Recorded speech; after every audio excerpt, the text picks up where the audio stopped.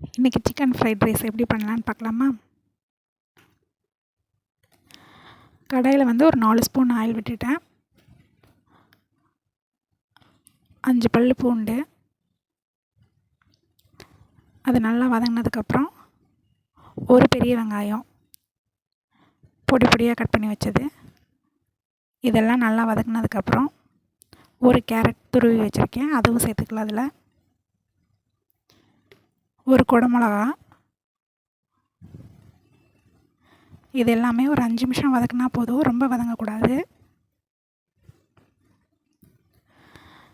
4 முட்டை உடச்சி வச்சுருக்கேன், இதில் வந்து தேவையான அளவு உப்பு ஆட் பண்ணிக்கலாம்.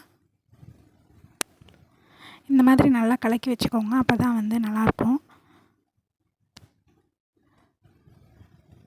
இப்போ இதை நம்ம வதக்கி வச்சுருக்கிறதுல இதில் சேர்த்துடலாம். இந்த மாதிரி பாதி வெந்ததும் இது கூட வந்து 1 ஸ்பூன் வந்து மிளகுத்தூள், 1 ஸ்பூன் வந்து மிளகாய்த்தூள் சேர்த்துக்கலாம்.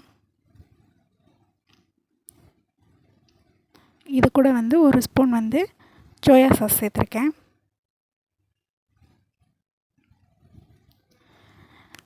ஆல்ரெடி வந்து சிக்கன் 65 தொக்கு மாதிரி ரெடி பண்ணியிருக்கேன், அது வந்து இதில் சேர்த்துக்கலாம்.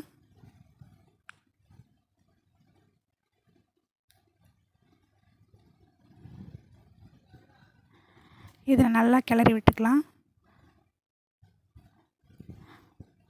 பாஸ்மதி ரைஸ் வந்து சாதம் வடித்து வச்சது, அதையும் இதில் ஆட் பண்ணிக்கலாம்.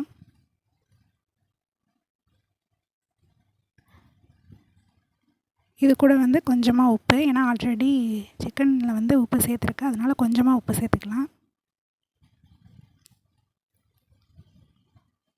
அவ்வளோதான், சிக்கன் ஃப்ரைட் ரைஸ் ரெடி ஆயிடுச்சு. ட்ரை பண்ணி பாருங்கள் எப்படி இருக்குன்னு.